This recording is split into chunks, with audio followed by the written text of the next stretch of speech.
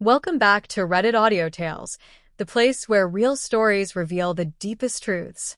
Today's story is from Rachel, a woman who thought she was finding herself, but ended up losing the one person who truly loved her. It's a story of transformation, temptation, betrayal, and a painful, irreversible regret. Let's dive in. I am Rachel, 33, staring at my phone for the 100th time today, waiting for Kevin to text me back.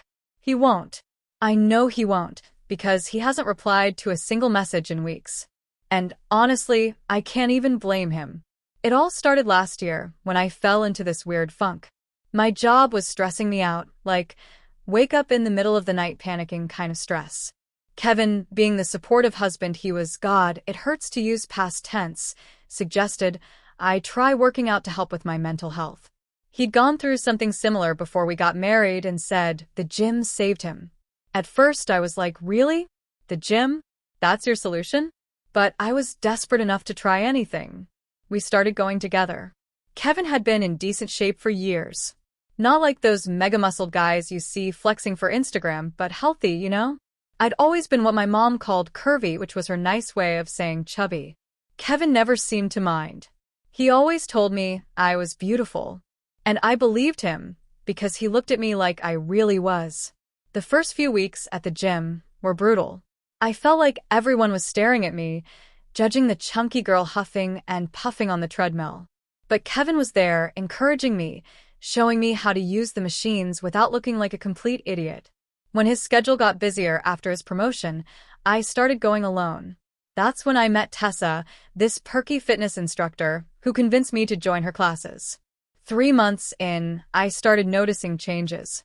My clothes were looser, my face looked different in the mirror, people at work were commenting, and the more my body changed, the more my attitude did too.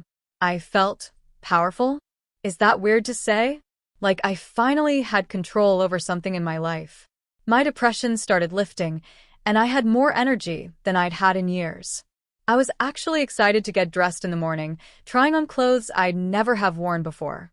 Kevin noticed too. He'd watch me getting ready. This little smile on his face like he was proud of me. He started initiating sex more often, which was nice, but something felt different. I was different. I started going out more. Tessa invited me to these fitness group happy hours, and suddenly I had this whole new social circle, people who only knew the new me, not sad, chunky Rachel who used to stress eat a pint of ice cream after work. Men would buy me drinks. They'd flirt. And between us, I ate it up. Kevin started noticing that too, but not in the same proud way. We'd be at a mutual friend's place, and I'd catch him watching me talk to other guys. He never said anything at the time, but I could tell it bothered him. Did that stop me? Nope. If anything, it made me push boundaries more. Like, hello? I'm still the same person, just in a better package. You don't get to be jealous now. Home life started changing too. I was busy, you know? Gym in the morning, work all day, sometimes another class or happy hour after. Who had time to do dishes or laundry? Kevin started picking up my slack without complaining, but I could see the questions in his eyes. Where was I? Who was I with? Was I still the woman he married? There was this one night. God, I still remember exactly what I was wearing. We were at this work thing of mine. Owen was there. He was this consultant who'd been flirting with me for weeks. Nothing had happened, but I wanted it to. Kevin saw us talking. Owen's hand was on my lower back, and I didn't move away. I laughed too hard at his jokes. I touched his arm. Kevin just watched from across the room, this look on his face I'd never seen before. Not anger, something worse. Disappointment. On the drive home, Kevin finally said something. What's going on with you and that guy? Nothing, I snapped. We worked together. We're friends. Didn't look like just friends, he said quietly. Oh my God, are you seriously jealous? You're the one who wanted me to get in shape, remember? The words came out before I could stop them, and they weren't even true. Kevin never pressured me about my weight, ever. He just suggested the gym for my depression. After that night, things got tense. I started staying out later, not answering texts, coming home to find Kevin asleep on the couch, having waited up for me. I'd get annoyed when he asked where I'd been, like he was trying to control me. Looking back, he was just worried. But in my head, he was this ball and chain holding me back from my new life. I started scrolling through social media, comparing Kevin to other men. Why didn't he dress better? Why didn't he try harder? I had transformed myself, and there he was, the same old Kevin. I started to feel like I'd settled for him. That thought kept growing, getting louder in my head with every guy who slid into my DMs, with every compliment from strangers. When Kevin suggested we see a marriage counselor, I completely lost it. It was like he'd accused me of something terrible. Maybe I've just realized I can do better than you, I told him. The look on his face, I'll never forget it, like I'd physically hit him. But I didn't stop. I kept going, saying all these horrible things about how I'd settled for him, how I was just with him because I didn't think I could get anyone else when I was heavier. I didn't mean any of it. Not really. I was just drunk on attention, I guess. Addicted to how good it felt to be desired. But in that moment, I convinced myself it was all true. And Kevin, he just listened, didn't even fight back. When I was done, he simply asked, "Is that really how you feel?" And God helped me. I said yes. A week later, I filed for divorce. The look in Kevin's eyes when he was served the papers. I pretended not to care, but it haunted me at night. Still, I convinced myself this was my moment. My time to live the life I deserved. I moved out of our place immediately, found a cute little apartment downtown that I could barely afford. I wanted to start fresh, you know? New body, new home, new life. I blocked Kevin on everything except email, and I told him to only contact me through our lawyers. I was so cold about it, so businesslike. I remember him calling me like 20 times that first night. I didn't answer once. I was out with Tessa and some of the gym crew, celebrating my freedom. They didn't know the full story, just that I was leaving my marriage to find myself or whatever garbage I was spouting. Tessa kept buying me shots, telling me how brave I was. The worst part? I started believing it. Like I was this feminist hero for walking away from a perfectly good husband who loved me. I actually posted this cryptic quote on social media about outgrowing relationships with a selfie of me looking thoughtful but sexy. Got like 200 likes. Kevin's friend Kyle texted me after seeing it, called me heartless. I blocked him, too. During those first few weeks, I felt high on possibilities. I downloaded dating apps. I started talking to Owen more at work. I bought new furniture and posted new chapter photos. I changed my hair, got highlights, bought clothes I couldn't afford. I was creating this whole new identity as hot single Rachel. Meanwhile, our divorce proceedings were moving forward, and I was making things difficult at every turn. I wanted half of everything, including Kevin's savings from before we were even married. My lawyer kept trying to rein me in, but I was out for blood. Owen asked me out properly about a month after I left Kevin. Our first date was at this trendy restaurant I always wanted to try, but Kevin thought was overpriced. Owen ordered expensive wine, complimented my dress, touched my leg under the table. It was exactly what I thought I wanted. We ended up at his place that night. The whole time with Owen, I kept making these mental comparisons to Kevin. Owen's apartment was sleeker. Owen's job was more impressive. Owen's body was more toned. But Owen didn't ask how I was sleeping. He didn't remember how I took my coffee. He didn't look at me the way Kevin did, like he could see all of me, not just the packaging. Still, I doubled down. I started posting photos with Owen within weeks. I knew mutual friends would see them and tell Kevin. I wanted him to know I had upgraded. I wanted it to hurt him like I was hurting because despite all my bravado, there was this hollow feeling growing inside me that I refused to acknowledge. 3 months into our divorce process, I had a mandatory mediation meeting with Kevin. It was the first time I'd seen him in person since I left. I walked in with my hair done, wearing my most expensive outfit, ready to be cold and distant. But Kevin, he looked good, calm. He'd gotten a haircut, lost a little weight.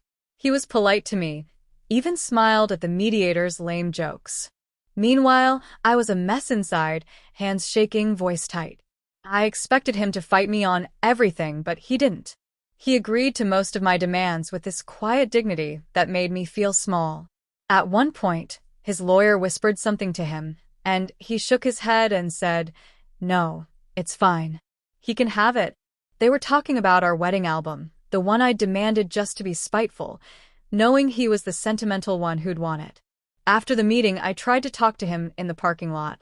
I had this sudden, desperate need to know he was hurting, too. So you're really okay with all this? I asked. He looked at me for a long moment. No, Rachel, I'm not okay, but I'm going to be. Then he got in his car and drove away. No drama, no begging, no tears. And for some reason, that devastated me more than anything else.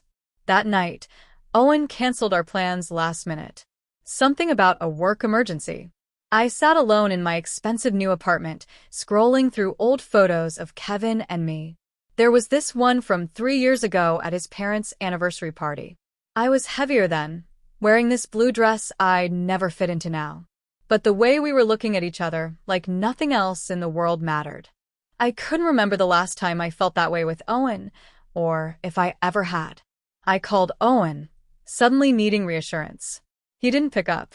I called again an hour later. Still nothing. I drove by his place, something I'm not proud of. There was another woman going into his building. She was gorgeous, model thin, younger than me. I watched them hug in the lobby before the elevator doors closed. I cried all the way home. Not because I loved Owen, I didn't, but because everything I thought I wanted was turning out to be so empty. The divorce was finalized faster than I expected. Kevin didn't contest anything in the end. At the final signing, his lawyer handed me an envelope along with the papers. Kevin asked me to give you this, she said. Inside was a short note. I hope you find what you're looking for. I really do. No anger. No bitterness. Just kindness I didn't deserve. I cried in my car for an hour afterward. Owen and I fizzled out a few weeks later after I found out he was seeing 3 other women at the same time. I thought we were casual, he said, looking genuinely confused when I confronted him. You just got out of a marriage. Didn't think you wanted anything serious. The thing is, I didn't know what I wanted anymore. My new, dream life was nothing like I'd imagined. Dating was a nightmare.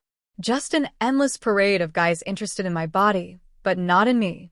My work suffered because I was distracted and emotional.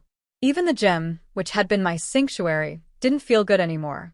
Every time I went, I remembered how Kevin had been the one to encourage me to go in the first place. 6 months after our divorce was finalized, I heard through mutual friends that Kevin had moved to a new apartment, gotten a promotion, joined a hiking club. He sounded happy.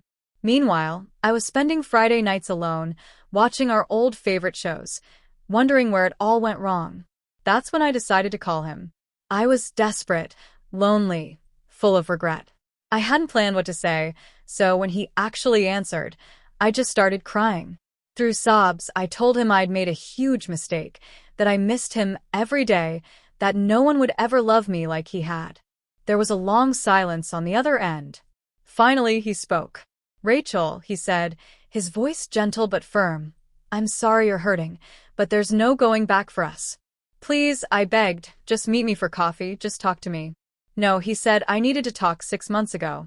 You didn't want to then. After he hung up, I started texting him. First apologies, then reminiscing about good times, then long explanations about how I'd changed. When he didn't respond, I got angry, sending him accusatory messages about how he never really loved me if he could just throw everything away. His only response, after dozens of my messages, please stop contacting me, Rachel. This isn't healthy for either of us. But I couldn't stop. I began messaging his friends, asking about him. I called his parents, who had always liked me. They were polite but distant. His mom said, Kevin's doing well, dear. I think it's best if you let him move on. The sadness in her voice made it clear. I was no longer the daughter-in-law they had loved. I drove by our old apartment building once, then twice, then started making it part of my regular route home. I joined his hiking meetup group, showing up in new expensive gear, hoping to run into him. He never came to those meetups. Later, I found out he'd left the group after the organizer warned him I had joined. I was becoming someone I didn't recognize. Desperate, obsessive, pathetic. But I couldn't stop. In my mind, if I could just get 5 minutes with Kevin, I could make him see that we belonged together, that I'd made a terrible mistake, that I was sorry. Then I heard Kevin had started dating someone. Kyle let it slip when I cornered him at a mutual friend's birthday party I wasn't technically invited to. Look, Rachel, you need to back off, Kyle said. Kevin's finally happy again. He's seeing this really nice woman. Don't mess this up for him. I felt like I'd been punched in the stomach. Another woman? Already? It had only been 8 months since our divorce. Meanwhile, I had gone on dozens of first dates that went nowhere. The idea of Kevin with someone else made me physically ill. I found her on social media easily enough. Her name was Michelle. She was pretty in this natural, unpretentious way. Not as fit as me, not as polished, but her smile was genuine. There were photos of them hiking, their heads close together, looking at something off camera. She'd captioned it, "Best tour guide ever." I messaged her. I'm not proud of it. I told her I was Kevin's ex-wife and that we were working on reconciling, that he was confused and not over me yet. I suggested she back off if she didn't want to get hurt. She never responded. Kevin called me that night, angrier than I'd ever heard him. Don't ever contact Michelle again, he said. Don't come by my apartment. Don't join my groups. Don't ask my friends about me. It's over, Rachel. It's been over for a long time. She's not right for you, I said, my voice small. You don't get to decide that anymore, he replied. If you keep this up, I'll get a restraining order. The finality in his voice finally broke through. This wasn't a temporary separation. This wasn't a break we'd come back from. Kevin had moved on completely, and I was just the sad ex who couldn't let go. After that call, things got worse for me. Friends started avoiding me. Apparently, everyone knew about my desperate attempts to get Kevin back. Tessa, who had been my confidant during the divorce, stopped returning my calls after I drunk texted her one too many times about Kevin. I was drinking more, working less. My boss called me in for a performance discussion. I nearly lost my job. The gym, once my happy place, now felt like a mockery of everything I'd lost. I still looked good physically, but inside I was falling apart. One day, about a year after our divorce, I was at the grocery store when I saw them. Kevin and Michelle, shopping together, his arm around her waist as they debated what cereal to buy. They looked so comfortable together, so at ease. Kevin was laughing at something she said. I hadn't seen him laugh like that in years, even when we were happy. I ducked behind a display, watching them. They worked as a team, checking things off a shared list, discussing dinner plans. They looked like Kevin and I used to before I got fit, before I got selfish, before I threw everything away. As they headed toward checkout, Michelle spotted me. She whispered something to Kevin, who tensed visibly. He looked over, met my eyes for a brief moment, then deliberately turned away, guiding Michelle to a different checkout line. It was a small gesture, but it said everything. He wouldn't even acknowledge me anymore. I was nothing to him now. I left my half-filled cart in the aisle and ran to my car, sobbing. That night I got drunk alone and sent Kevin one last long message, part apology, part accusation, part desperate plea. I poured out everything. How much I regretted leaving, how dating was terrible, how I'd realized too late what we had. The next morning, bleary-eyed and hungover, I saw he'd responded with just 2 sentences. I forgive you, Rachel. Please seek help and move on with your life. It wasn't what I wanted, but it was what I needed to hear. He forgave me, but he didn't want me back. He had found happiness without me, and I was still stuck, unable to move forward, trapped in the consequences of my choices. A few weeks later, I heard Kevin and Michelle had gotten engaged. The news came through a mutual friend who thought I would want to know. Are you okay? She asked carefully. No, I admitted, but that's not Kevin's problem anymore. It was the first honest thing I'd said in a long time. I wish I could say I had some miraculous turnaround after that I found myself, found happiness, found someone new. But real life isn't that neat. I'm still alone, still regretting what I threw away, still fighting the urge to drive by his place or check Michelle's social media. Kevin's married now. I saw the wedding photos, not because I was invited, but because they were shared by mutual friends. He looked happier than I'd ever seen him. His parents, who once loved me like a daughter, beamed beside him. They had fully embraced Michelle, just as they had once embraced me. Meanwhile, My apartment feels emptier than ever. The dating apps on my phone sit unused. The body I worked so hard for, the body that I thought would bring me everything I wanted, just feels like a shell now. Sometimes I catch myself wondering if Kevin would want me back if I gained the weight again, as if that would somehow restore the person I used to be, the person he loved. My therapist says that's not how it works. Yes, I finally started therapy. Too late to save my marriage, but maybe not too late to save myself. She says I need to stop defining myself through Kevin's eyes, either the wanting or the rejecting.